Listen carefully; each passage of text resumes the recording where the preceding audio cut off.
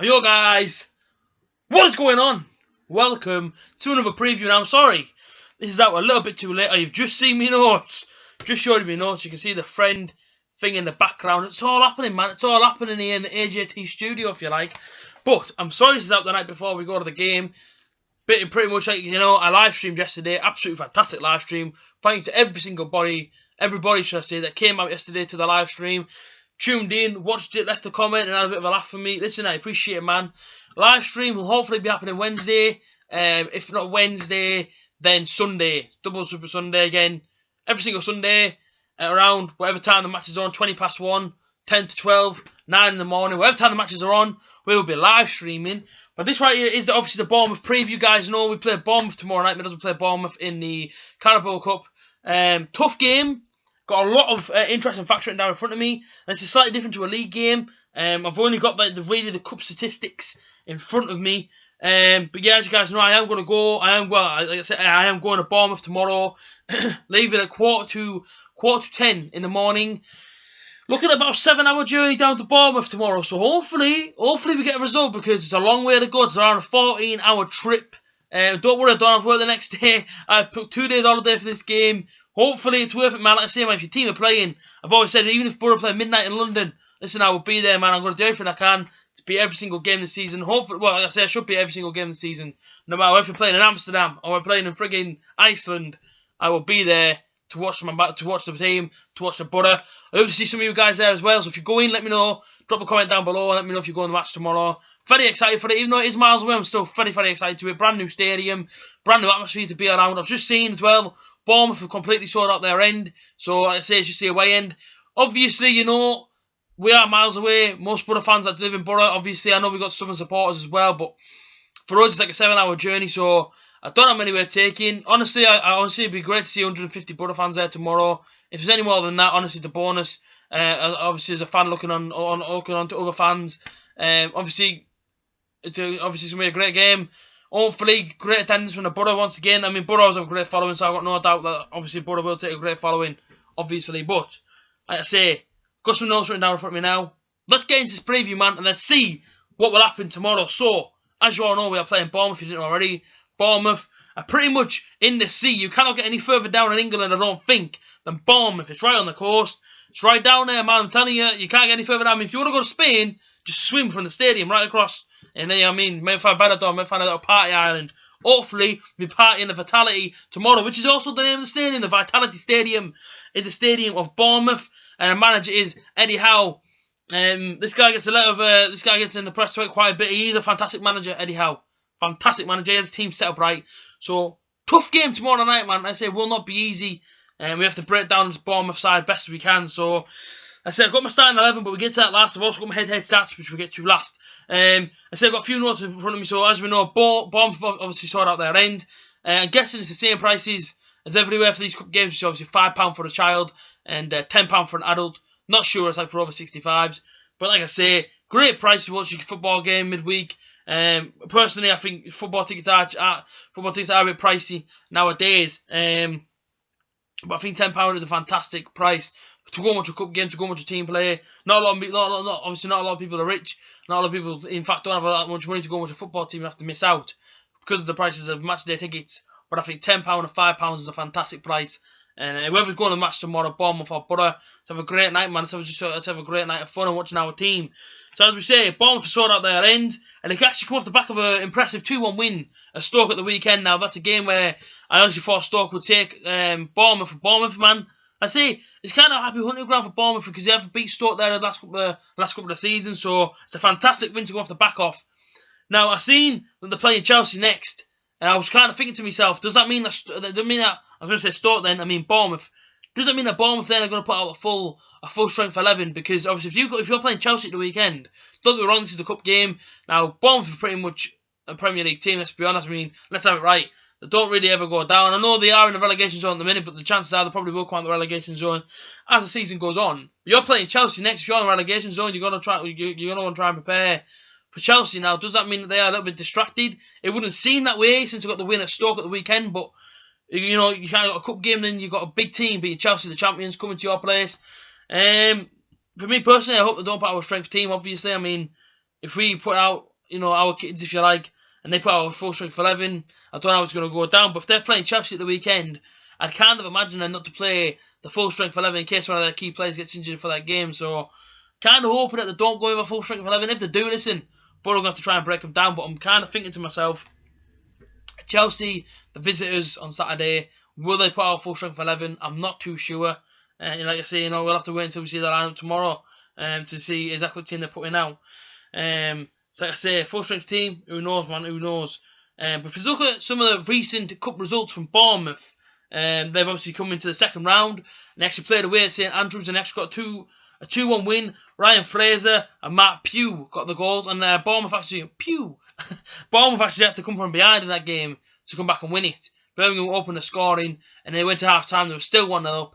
They came out in the second half and Fraser and Pugh got the goals. They came from behind to win that one, and pretty, you know, I mean, that's pretty impressive to come from behind in a cup game, and especially away from home, and get the win. So, brilliant result there for them in the second round. But then went into the third round, and they played Brighton twice in a week. They played them once at the Vitality, then again at the Vitality in the cup. And they came out 1-0 winners this one, and Joshua King, who I rate a lot, I actually rate Joshua King highly. He got the goal for them that night. And then obviously the fourth round, they got drawn to Middlesbrough. So, I say, you know what I mean, Boro come off a few impressive good wins as well. You know, we beat Scunthorpe there, you know, and beat another team. So, yeah, man, like I say, it's obviously impressive, our record in the cup and theirs, because obviously if it wasn't, we wouldn't still be in it. So, let's say, looking forward to it, man. I really am looking forward to it, and it should be a cracking game and a cracking night of football. Like I say, tough. These games are tough, man. These cup games, and obviously let's have it right. Bournemouth are the Premier League team, so you know, kind of got to respect the name of Premier League and our Premier League team. And we're Championship now. They could be looking at us thinking, easy, given the run of form that Middlesbrough have had. And obviously they come off the back of a win, but they are in the relegation zone, Bournemouth, and let's have it right. They're there for a reason. No disrespect to Bournemouth, but they're in the relegation zone for a reason. And we are where we are for a reason, because both teams aren't playing the great football. But they did get a result the weekend, and unfortunately for us, we didn't get the result we wanted, which was obviously at Cardiff, but Cardiff are second. Cardiff weren't great, Boro weren't great, unfortunately. It ended in a penalty that took the win, and happily took a point, but silly tackle from Traore, and obviously it gave away the penalty, and it made us come out with a defeat that night. So hopefully the boys will bounce back from that. I'm hoping, I really am. So in terms of the last time we played them, now a lot of you guys will remember we obviously met them last season in the Premier League before we were sadly relegated to the Championship. So the last time we played them, we played the first game at the Riverside, and that was on the 29th of October. And Boro came out 2-0 winners of that one. Remember, I think Gaston Ramirez, who was obviously departed the club now and he's moved on to Italy. I think Gaston Ramirez actually got goal of the month for his goal against Bournemouth. And I gotta say, even though he's not here no more, fantastic goal, fantastic run from Ramirez. The time we met after that, obviously the reverse fixture. April 22nd. And they actually came out 4-0 winners, actually gave us a big thumping. And I remember watching that game. You guys remember I did my review and I wasn't best pleased. But I remember that game, they literally went ahead within like the first minute. And then it got worse from there, really. So we're hoping that doesn't happen again. I mean, I will be fuming. I'm not going to lie. I'm not even going to beat around the bush. I won't say that I'll be angry. I'm going to be fuming if we go there tomorrow night and we just safe into another 4-0 and you go out with a whimper sort of thing. Then I will be fuming. But if we go there tomorrow night, you know, and we give everything we've got, you know, if the lads come in and they give everything they've got and they literally drop down as soon as the final whistle blows and they've been beat, then I can't be angry. Then I've got to, then all I can do is just be proud because they gave everything they had. It just wasn't enough. But let's look at the negative. Let's look at the positive. Hopefully, Boro can go there tomorrow night and get the job done. And let's just get into my starting 11. So I've kind of gone with a team that I reckon Gary Monk will pick, but also some players that I want to see. So it's a 4-3-3 because I feel like we have to go attacking away from home. There's no point sitting defensive. We have to, even though that could be a bit of a daft thing to do, is go attacking. But listen, last season, you know, we did it a couple of times. We did it against Arsenal. We nearly won the game. So go that same mentality, attacking, and let's see what happens. So in goal, it's a man that isn't really getting a look in, but there's no surprise because Randolph is absolutely on fire. Even though he does let goals in, he's still one of our best players, I believe, this season. I reckon Dimmy will probably get his chance tomorrow night, so I put Dimmy in purely because I feel like he will probably get his chance. If Randolph starts, fantastic. Listen, I'm more than happy to see him play again. But I feel like Dimmy is our cup goalkeeper, and he will obviously be in goal. The back four is made up of players that I want to see in sort of a player that I think Monk will bring in. He played Aston Villa, and that's obviously who we beat. Obviously beat Scunthorpe, then we went and beat Aston Villa, and it was a very, very impressive night over at Aston Villa as well. But Connor Roberts, who played right back that night, was fantastic for us. I don't see why he won't be there now. Obviously Christie, not there right back, but he's going to probably rest a few players for this one. And I can see Roberts coming back in, obviously on loan from Swansea this season, so I can see him coming in right back tomorrow night. The rest of the three in defence, should I say, is the man that's been left down, that's Dale Fry. I feel like he will come back in. He's been left on the bench the last couple of weeks. I feel like Dale Fry will come back in. Alongside to him, he's got to have someone solid next to him. The two T-siders, Ben Gibson. Don't really want to see Shotton put next to him because I feel like he's a bit of a Bambi on ice at times. And I most definitely do not want to see Daniel Ayala anywhere near that team. Not in any league games. Leave him, please, in the reserves until he figures out what the hell he's doing. Is he on the beach, or does he actually want to play proper football? Because I say proper football, man, it's like watching a clown play, so no disrespect to Daniel Ayala. I just don't really rate him this season, but got to put Ben Gibson in. Got to have him alongside Dale Fry. It's solid when them two play. Solid set of pairing. My left back, George Friend. Obviously, as we know, Fabio is normally the left back, but again, he may rest him, so George Friend will come in for me. And then my two holding midfielders. Now, this is this was pretty easy for me to pick. I thought it was either going to be Ledbetter or Howson alongside Clayton. Clayton was obviously rested at the weekend, so I can see Clayton coming back in for this one. So I reckon it'll be Adam Clayton and Johnny Howson. Them two could make the centre pairing, or it could be Howson and Ledbetter. Either way, I reckon it'll be one of them, Clayton and somebody, or Howson and somebody. And then my number 10, Martin Braithwaite or Tavernier. Now, this is what I'm saying. There's different players that could play. Tavernier, for me, is fantastic. I watched him at Aston Villa away. Obviously, in the cup game, he was absolutely immense that night. Didn't really put a foot wrong, to be fair to him. And he's so young as well. Very, very impressed with him. But if he doesn't play, fair play. I suppose Braithwaite could play there. He's done a fantastic job too. He's obviously got 2 goals in 3 games. He's playing some fantastic football at the minute. No reason why he can't go in if Tavernier doesn't play. And then my front three, it's going to have to be Traore on the right. On the left, I will probably give it to Stuart Downing.